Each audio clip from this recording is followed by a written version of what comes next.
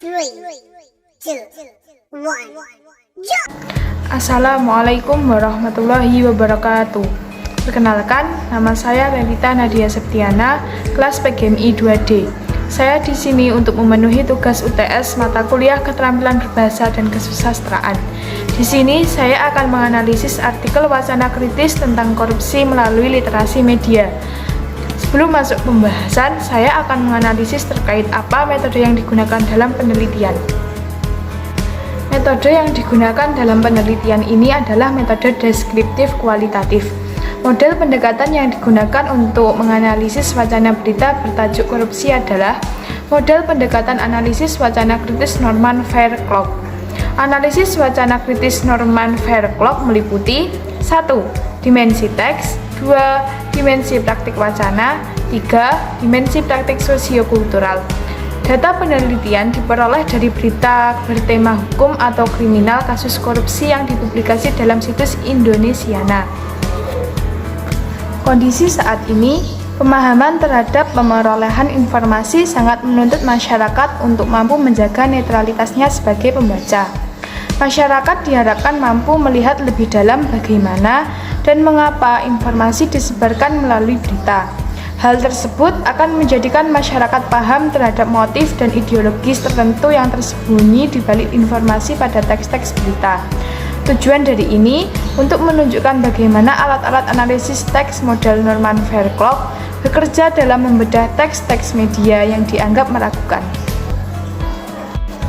Pada masa kini, media berperan penting sebagai saluran komunikasi massa. Lewat media, berbagai informasi dibagikan kepada masyarakat. Media juga menyediakan berbagai pengetahuan yang dibutuhkan oleh masyarakat. Oleh sebab itu, media memegang pengaruh yang sangat besar dalam membentuk masyarakat dan peradabannya. Kondisi saat ini, pemahaman terhadap pemerolehan informasi sangat menuntut masyarakat untuk mampu menjaga netralitasnya sebagai pembaca. Pembaca diharapkan mampu melihat lebih dalam bagaimana dan mengapa informasi disebarkan melalui berita. Hal tersebut akan menjadikan masyarakat paham terhadap motif dan ideologis tertentu yang tersembunyi di balik informasi pada teks-teks berita. Peran media dalam mencerahkan masyarakat tidak jarang diselewengkan. Media kerap dijadikan alat pengeruk keuntungan, alat propaganda, membujuk bahkan menghasut masyarakat yang tidak mampu membentengi diri akhirnya terhipnotis. Masyarakat tidak mau memaknai dan mempertanyakan hal-hal tersebut. Masyarakat seperti ini menjadi sasaran media. Media sebagai produk budaya bukanlah sesuatu yang benar-benar netral. Media tidak menyampaikan realitas, melainkan hanya mempresentasikannya. Oleh karena itu, fakta yang berusaha dibangun media kerap mengalami distorsi. Untuk dapat memaknai apa yang disampaikan oleh media, dibutuhkan kemampuan berpikir kritis sehingga representasi media tidak serta-merta dianggap sebagai sebuah realitas. Derasnya aliran informasi di dunia maya yang sulit dibendung atau bahkan sekedar dibatasi tersebut mendorong masyarakat agar mampu memahami dan memaknai informasi. Bahwa informasi yang diterima melalui media sosial atau pesan siar dari aplikasi pesan instan tidak selamanya benar atau seandainya benar, tidak selamanya bermakna positif. Dalam konteks inilah, literasi media sangat dibutuhkan oleh masyarakat abad 21 sebagai benteng yang melindungi dari dampak-dampak negatif yang ditimbulkan media. Untuk memahami apa yang disampaikannya, diperlukan kemampuan analisis yang kritis. Sehingga konsumen media tidak hanya sampai pada batas memahami, tetapi juga memaknai.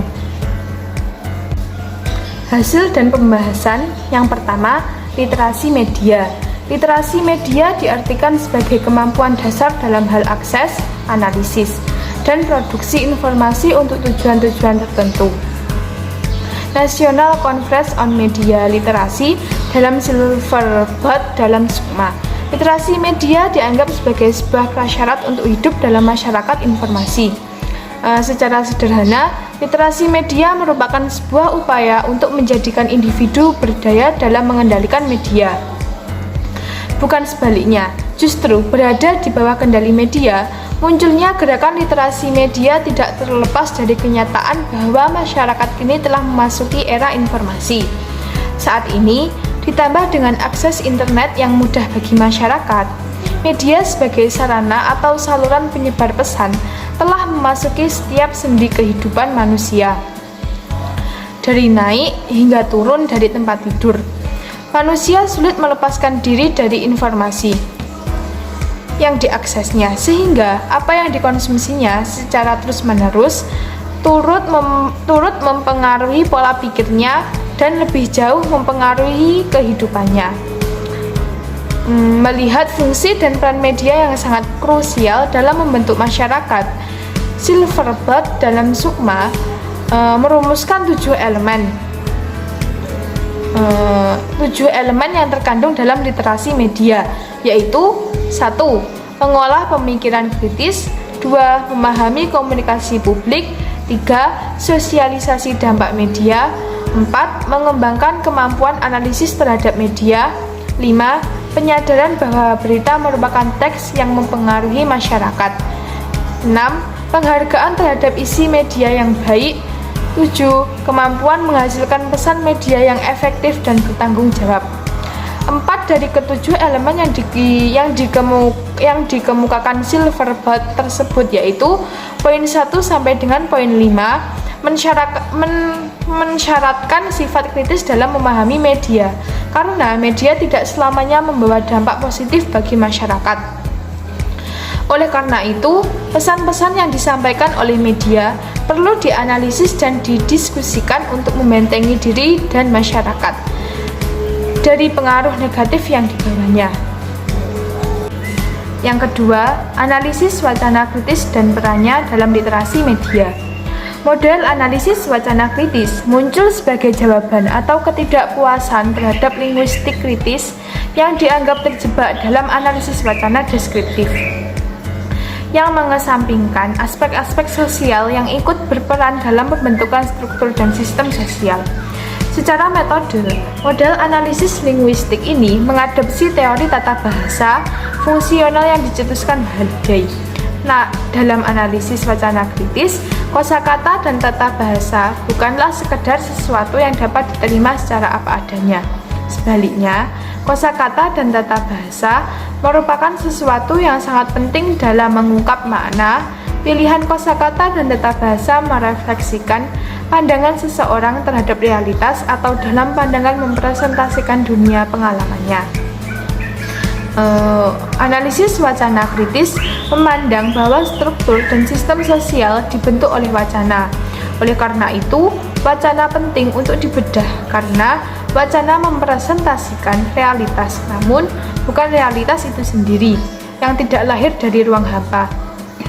Analisis wacana kritis menolak pendekatan analisis wacana yang selama ini hanya bersifat deskriptif dan memandang wacana bebas dari kepentingan pembuatannya.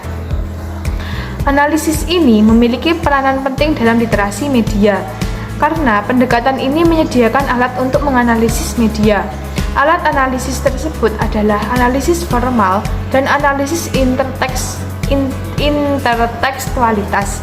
Analisis formal membantu konsumen media untuk memahami apa yang ada di balik pesan media melalui analisis struktur linguistik yang meliputi analisis kosakata, tata bahasa, dan struktur kalimat. Sementara itu, analisis intertekstualitas berkaitan dengan analisis teks media yang dikaitkan dengan teks-teks lain di luar teks tersebut. Sementara itu, elemen literasi media yang mencakup strategi dalam menganalisis dan mendiskusikan serta mensyaratkan pengetahuan tentang tujuan pembuatan informasi. Tujuan pembuatan informasi, apakah bertujuan menghibur atau membujuk, dapat diketahui melalui analisis fitur-fitur bahasa sesuatu yang berusaha disembunyikan, pembuat informasi berupa asumsi, mitos, kultural, nilai, dan lain-lain. Selain dapat diungkap melalui analisis linguistik, juga dapat diketahui dengan melakukan analisis intertekstualitas untuk mendapatkan kesatuan dan keutuhan makna yang dikumpulkan melalui pecahan-pecahan atau teks lain. Yang ketiga, Analisis wacana kritis Norman Fairclough. Berita dalam Indonesiana merupakan wacana kritis yang dapat digunakan untuk membantu menumbuh kembangkan sikap kritis. Selain itu, wacana kritis dalam situs Indonesiana dapat memberikan pengetahuan terkait bagaimana cara mengkritisi suatu fenomena atau kejadian yang terjadi di masyarakat, sehingga pembaca memperoleh keterampilan untuk menyampaikan kritik baik secara lisan maupun tulisan. Fairclough memberikan sumbangsih dalam memunculkan sikap kritis terhadap proses konsumsi teks, khususnya teks-teks yang dihasilkan di dunia maya. Alat-alat analisis yang diajukan Fairclough dapat menjadi langkah awal untuk menganalisis sebuah teks secara mendalam. Namun, di atas itu semua, yang terpenting dan menjadi dasar dari analisis wacana kritis adalah keharusan untuk terus mempertanyakan semua teks yang dikonsumsi, khususnya teks-teks yang muncul di dunia maya. Dengan bersikap kritis sejak awal, seorang konsumen teks akan terpacu untuk terus mengonfirmasi kebenaran isi teks yang dibacanya. Mungkin cukup sekian yang dapat saya sampaikan. Apabila ada kurang lebihnya, saya mohon maaf yang sebesar-besarnya.